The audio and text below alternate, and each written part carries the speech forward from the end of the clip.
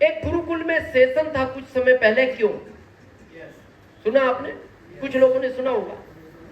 गुरुकुल में कितने लोग आते हैं? आज थे? आज वाले हाथ खड़ा करो। और हम पूछेंगे कहाँ वो क्या बोले हैं, वो भी पूछेंगे। हमने बहुत ध्यान से सुना आज का सेशन। हाथ गायब हो गए। एक हाथ है पीछे, दो हैं। बाबूजी, सबसे शुरुआत किसने की आज के सेशन की? अच्छा, बाबूजी के लिए तो वैसी ताली बजा दो आप। वो अब हाँ बैठिए बैठिए। ये भले एज में ज्यादा है, ये गुरुकुल के सबसे अच्छे स्टूडेंट हैं। हाँ, एक बार वेलकम होना चाहिए। वो हर मीटिंग में ही रहते, हर मीटिंग में रहते। हाँ, इनसे तो पूछने की आवश्यकता नहीं है। ये तो पिछले 2 साल का भी इतिहास बता सकते हैं। हम तो 15 अगस्त के बाद का ही बता सकते हैं, ये 2 साल का भी बता सकते हैं। तो उस गुरुकुल में एक सेशन था, क्यों? और आपने कभी हमारी पुरानी मीटिंग सुनी हो तो हम 2 शब्दों पे बहुत बात करते थे, क्यों और कैसे। और उस समय भी हम ये कहते थे, ये अगर क्लियर है तो आप लाइफ में अमीर बन सकते हो, किसी भी क्षेत्र में, आरसीएम में नहीं। और ये जितना मजबूत होगा आप उतनी बड़ी अचीवमेंट को पा सकते हो, ये जितना मजबूत होगा। तो आज थोड़ा सा यहीं से शुरू करते हैं, इसको समझे आज? yes. एक लड़का था, माता पिता का अकेला था, पढ़ा लिखा अच्छा, और वो लड़का प्रोफेसर बन गया। प्रोफेसर बनने के बाद शादी हो गई। पहले जैसे माता पिता फाइनल करते थे, एक गांव में शादी हो गई। शादी होने के बाद जब पत्नी घर आई तो 3-4 दिन के बाद तो उसने पत्नी को पूछा, कहां तक पढ़ी हो? तो पत्नी का जवाब था, ये पढ़ाई क्या होती है? तो उसको लगा भाई ये तो गड़बड़ हो गया मामला, इसको यही पता नहीं पढ़ाई क्या होती है। इधर उन्होंने कहा, मां आराम से सुननी मीटिंग, ये देखो। हाँ कोई बात। तो उनको बड़ा अटपटा लगा। क्यों लगा? बोले मैं प्रोफेसर हूं, इसको पढ़ाई का भी ज्ञान नहीं, ये जानती नहीं, मतलब स्कूल नहीं गई।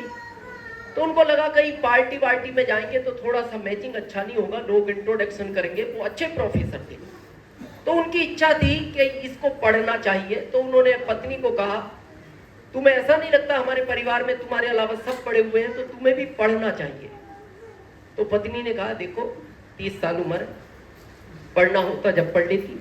मेरे 5 भाई बहन थे, बाकी पढ़ लिए, मेरे को अच्छा नहीं लगता था। और आप भी जिद मत करो, मेरे माता पिता ने बहुत जिद की। मैं तो आज भी उसको ढूंढ रही हूँ जिसने स्कूल बनाए। तो वो थोड़े चुप हो गए, लेकिन उनकी इच्छा थी पत्नी को पढ़ना चाहिए। तो उन्होंने कहा, मैं पढ़ा सकता हूँ, मैं प्रोफेसर हूँ।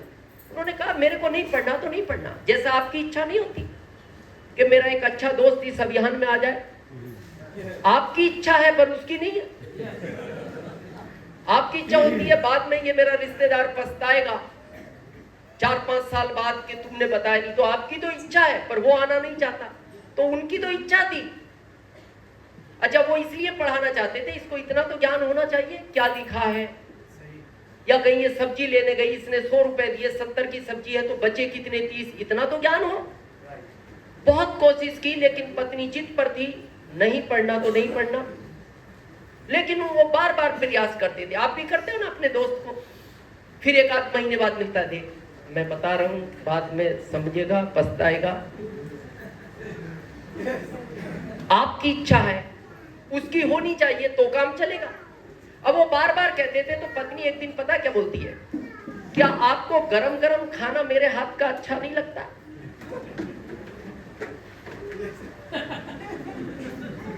तो उन्होंने पूछा मतलब? बोले मतलब ये है, मैं इकट्ठा बनाऊंगी 3 दिन का, अगर आपने पढ़ाई की। तो वो चुप हो गए।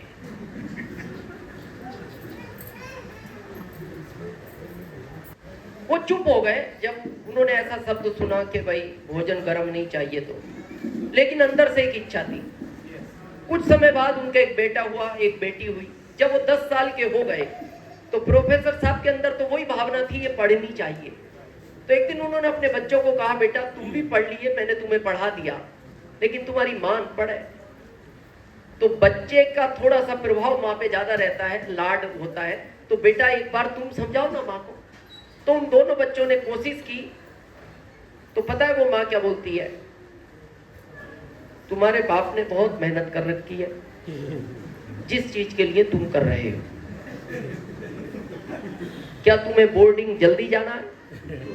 मैं सोच रही थी 10 साल बाद भेजूंगी। या तुम्हें भी अच्छा नहीं लगता घर में रहना? तो वो बच्चे भी चुप हो गए। कई बार आपका दोस्त नहीं सुनता तो आप थर्ड पार्टी से समझाते हो, बोले एक बार समझाओ, मेरी नहीं सुनता, या रिश्तेदार। तो उन्होंने बच्चों से कहलवाया पर वो मना कर दिया। तो बच्चे भी बोले पापा मेहनत मत करो, मां नहीं समझेगी। बच्चे बड़े हुए, बोर्डिंग चले गए। 20 साल बाद उम्र उस पत्नी की 50 हो गई। प्रोफेसर साहब एक दिन घर आए और आकर बोलते हैं, अचानक बैग पैक किया, बोले मैं 20 दिन की ट्रेनिंग के लिए 200 किलोमीटर दूर जा रहा हूं शहर से, सरकार ने मेरे को आदेश किया है।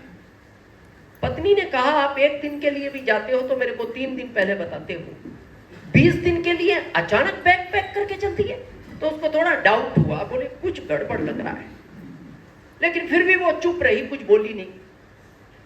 2 दिन बाद एक 27 साल की महिला घर आई। उसने बेल बजाई प्रोफेसर साहब की, दरवाजा खुला, अंदर से प्रोफेसर साहब की पत्नी आई। तो उस महिला ने पूछा प्रोफेसर साहब हैं? बोले नहीं, वो तो 2 दिन पहले 200 किलोमीटर दूर ट्रेनिंग के लिए गए। बोले कब? बोले 2 दिन पहले। बोले कल तो मार्केट में मिले थे,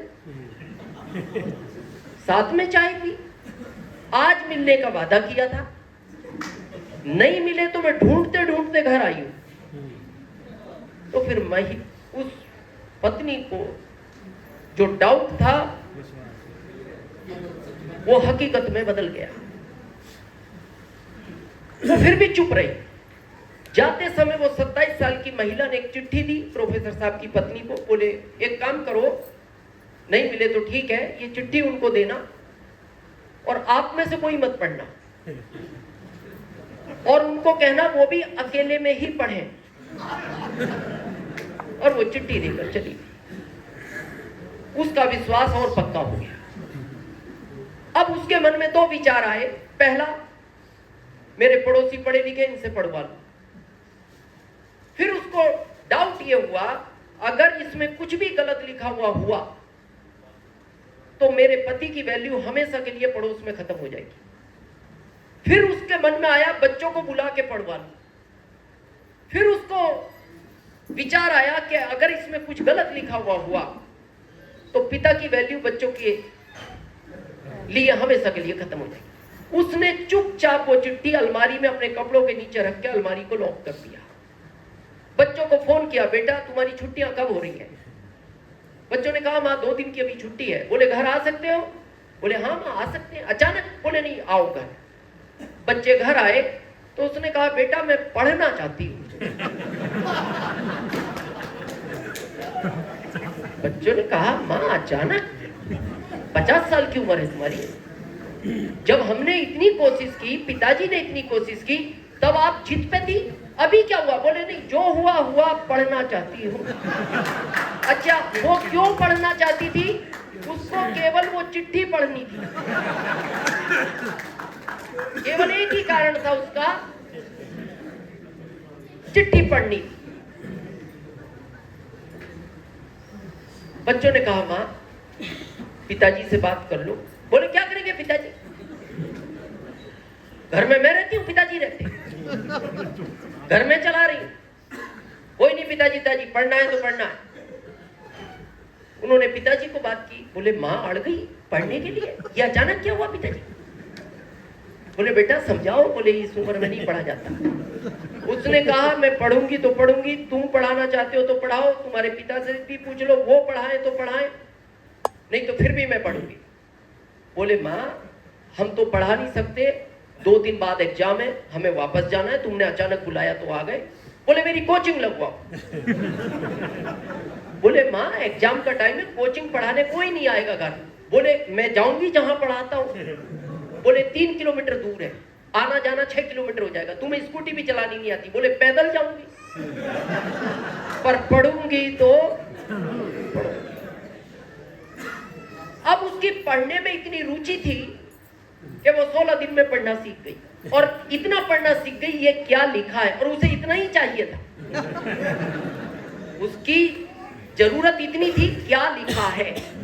16 दिन में इतना लगन थी उसकी पढ़ने में।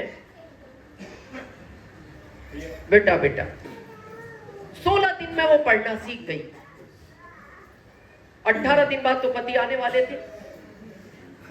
16वें दिन उसने रात को अलमारी खोली, कपड़ों के नीचे से चिट्ठी निकाली, खोला, पढ़ा।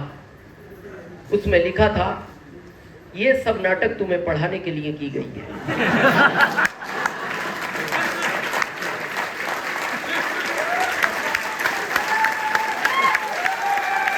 इस अभियान में वही आदमी कामयाब होगा जिसका क्यों मजबूत होगा, और जितना मजबूत होगा वो उतना कामयाब होगा। और ये क्यों किसी का किसी को मैच नहीं करे, ये सबका अलग अलग क्यों है। अगर कोई हमारी बात करे, हमारा क्यों सरोज चौधरी था। हम ये चाहते थे इन्हें अपनी फैमिली में जो सपोर्ट